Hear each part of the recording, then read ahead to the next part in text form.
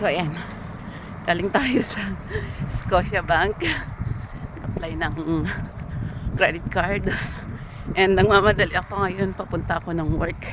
Dahil 11:55 na.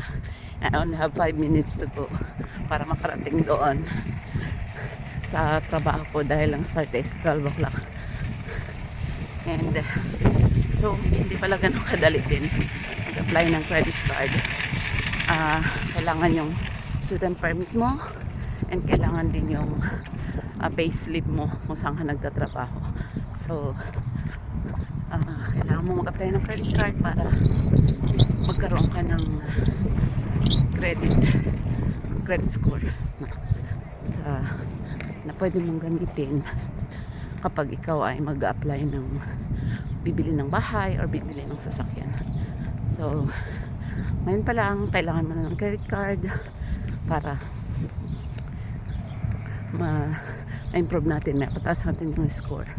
Pero ang purpose nun kung bakit ako nag-open ay para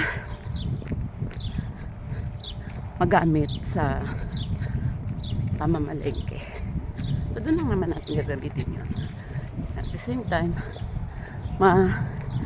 yung pamamalengke na yun monthly ay may magagamit mo na siya pang advance payment. Mabayaran mo na lang after before the end of the month, and para